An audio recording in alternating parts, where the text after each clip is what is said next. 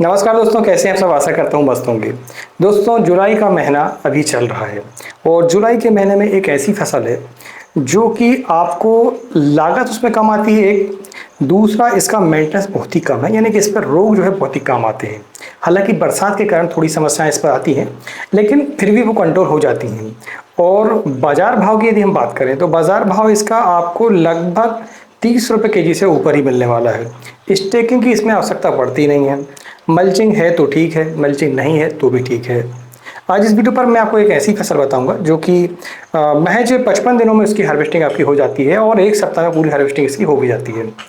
आज हम बात करने वाले हैं फूल गोभी की खेती के बारे में, जो कि आप जुलाई के महीने में यदि आप लगाते हैं तो आप यकीन मानिए आपको इसके रेट 30 रुपये केजी से ऊपर ही मिलने वाले हैं। आप चाहें, अगर विश्वास ना हो तो आप जो मंडियों पर पता करें कि यार दशहरे के बाद, ठीक है, मैं समझ आपको बता रहा हूँ, हार्वेस्टिंग का जो समय है दशहरे के बाद फूल गोभी के रेट क्या रहते हैं, तो आप फिर समझ पाएंगे कि हाँ, एक्चुअल में मैं जो आपको बात बता रहा हूँ वो बहुत ही बढ़िया है। दोस्तों, पिछली 28 तारीख को मेरा ऑपरेशन हुआ था और मैंने आपको सूचना दी थी उसकी। इसके बाद हमारे जो कृषक मित्र हैं, किसान मित्र जो हैं, उनने हमें काफ़ी प्यार जताया और काफ़ी चिंता व्यक्त की कि आपका स्वास्थ्य कैसा है। अभी तक कमेंट आते हैं कि सर आपका स्वास्थ्य कैसा है, आप कैसे हैं। इतना प्यार देखकर मैं काफ़ी भावुक हूँ। मैं आपको बता दूं कि आप कोई भी काम करते हो, पैसा तो आप हर काम में कमाते हैं, लेकिन जो प्यार लोगों से मिलता है, जो सहानुभूति लोगों से मिलती है, जो अपनापन लोगों से मिलता है, यदि वो आपको मिलता है ना, तो ये दुनिया की दौलत से कहीं ज़्यादा होता है। और मैंने अपने यूट्यूब के कैरियर में, मेरे को लगभग 2 साल हो गए हैं अभी, और 2 साल में मैंने इस बार एहसास किया, हालांकि यूट्यूब पर उतनी पैसे नहीं आते हैं अभी के समय पर जितनी मैं मेहनत करता हूँ, लेकिन आप लोगों का प्यार जो इस बार मुझे मिला, इससे एक बात तो पक्की हो गई कि मैं ना यूट्यूब छोड़ने वाला हूँ और ना आपको छोड़ने वाला हूँ। और ऊपर वाले से बस इतनी ही इच्छा है कि जितनी हो सके मैं आपकी मदद कर सकूँ। तो आपने जो प्यार जताया, एक भाई ने कल कमेंट किया कि सर आपकी तबीयत कैसी है, अगर कोई मदद की ज़रूरत हो तो बताएं, पैसों की ज़रूरत हो तो बताएं। मुकेश कुशवाहा जी हैं वो, उनका नाम मैं आपको बता रहा हूँ, मुकेश कुशवाहा जी। अब कहाँ के रहने वाले मैं नहीं बता सकता उसके बारे में। अगर आप देख रहे हैं मुकेश कुशवाहा जी तो आपको धन्यवाद।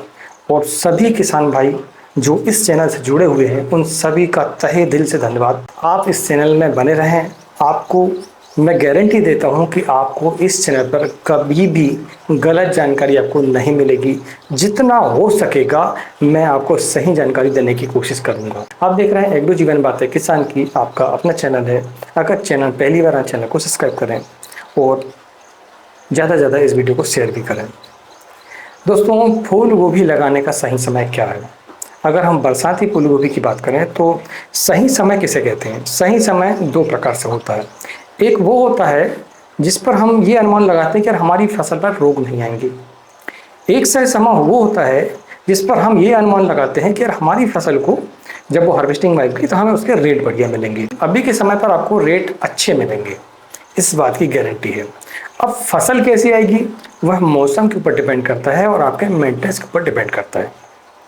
ठीक है, बारिश ज़्यादा होती है तो इस फसल पर थोड़ी समस्याएं आती हैं, फंगस संबंधी, ठीक है, और कुछ इल्लियों संबंधी समस्या है हमारी, ठीक है। इनको भी हम दूर करने के उपाय आपको बताएंगे। जो स्प्रे इस पर लगते हैं वो भी हम आगे इस वीडियो पर बताएंगे। और आपको सही से पहले ये जानना है कि आपको सही समय क्या होता है। सही समय से हमारा मतलब ये है कि आपने देखा होगा दशहरे से लेकर दीपावली तक आपको फूल गोभी के रेट जो है 20 रुपये से नीचे आपको नहीं मिलने वाले हैं, ठीक है।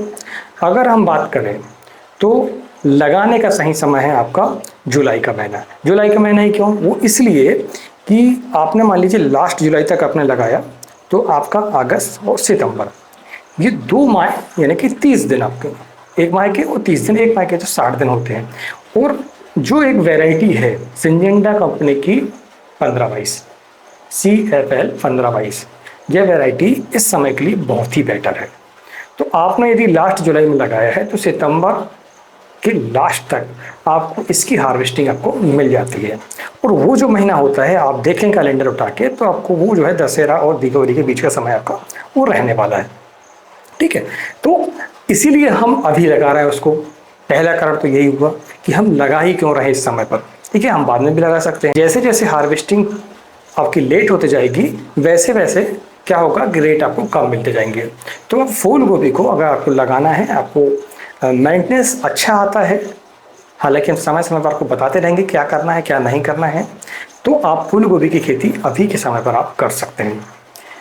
रही बात इसमें कि यार हमने लगा तो लिया लेकिन हमारी फसल अच्छी कैसे रहे, ये बात आपके मन में होगी। तो सबसे पहली बात तो ये है कि आप जब भी फूल गोभी का चयन करें तो ऐसी मिट्टी का चयन करें जहाँ पर जल भराव ना हो।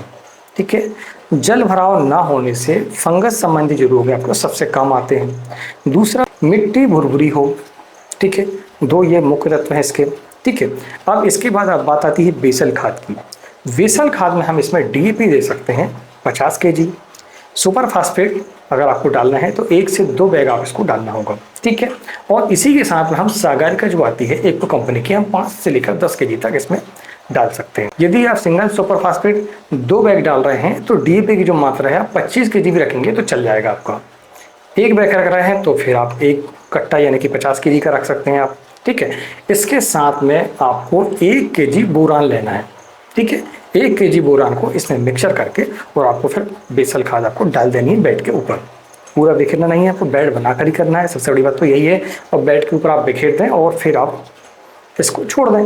जैसे ही नर्सरी तैयार होती है तो ड्रिप की व्यवस्था है आपके पास में, तो फिर आप ड्रिप लगाएं और हो सके तो मल्चिंग यदि आप लगाते हैं तो इसके आपको रिजल्ट अच्छे मिलेंगे।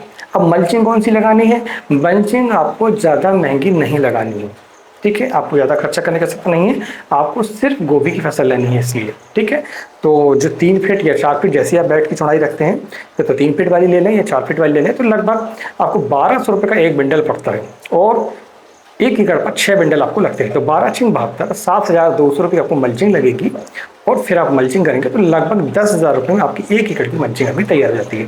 तो इससे फ़ायदा ये होता है आपका कि जो खरपतवार उगने वाले हैं और जो हमारी फसल के साथ कंपटीशन करने वाले हैं वो आपकी समस्या दूर हो जाती है। तो आप मल्चिंग लगाएंगे तो अच्छा है, नहीं लगाएंगे तो भी कोई दिक्कत नहीं है इसमें, आप सीधा लगा दें इसको। और जो पेंडामेथ्रिन आती है, ठीक है, पेंडामेथ्रिन को आप डालेंगे तो जो खरपतवार हैं जो बाद तक आपके नहीं उगेंगे। ठीक है, पेंडामेथ्रिन स्टाम के नाम से आपको मिल जाएगी।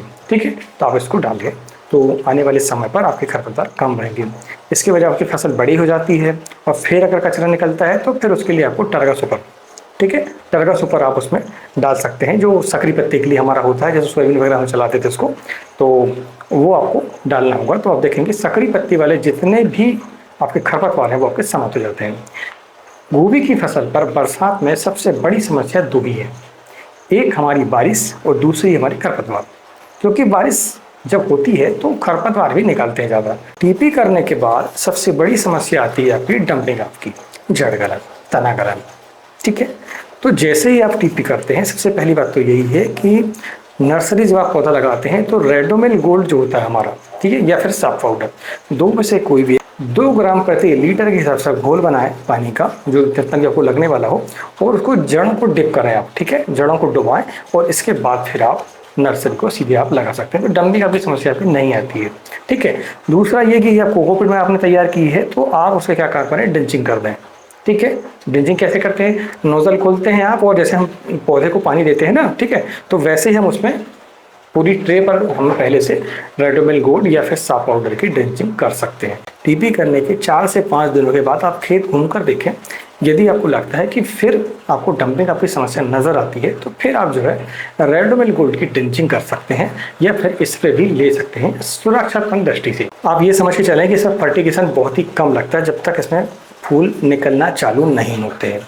आपको समय समय पर शुरुआती अवस्था पर आपको नाइट्रोजन देना होता है और फास्फोरस देना होता है। ठीक है, शुरुआत में तो कई किसान ऐसे हमारे जो कि सिर्फ यूरिया में ही काम चला लेते हैं।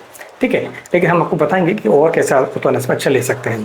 तो आप शुरुआती अवस्था पर 19-19 का स्प्रे कर सकते हैं। ठीक है, 19-19 को ड्रिप में चला सकते हैं और फिर 12 को चला सकते हैं। ये 2 आपको चलाने होंगे। ठीक है, इसके बाद जब आपकी फसल लगभग 25 दिनों की फसल हो जाए टीपी के, ठीक है, उसके बाद आप जो है कैल्शियम नाइट्रेट लगभग 10 केजी और बोरान 1 केजी, यह दोनों मिक्स करके, यदि ड्रिप है तो ड्रिप से आप चला दें उसको या फिर इसकी ड्रिंचिंग करवा दें आप। ठीक है। तो ये आपका कैल्शियम और बोरान का कॉम्बिनेशन आपका हो जाता है। तो कैल्शियम बोरान हम ज़्यादा इसमें क्यों ले रहे हैं, वो इसलिए ले रहे हैं क्योंकि ये फूल वाली फसल है, फूल गोभी है। तो आपको फूल गोभी पर कैल्शियम और बोरान की मात्रा आपको पर्याप्त देनी पड़ेगी। तो इस तरीके से आप जो फर्टिगेशन मेंटेन कर सकते हैं। ठीक है।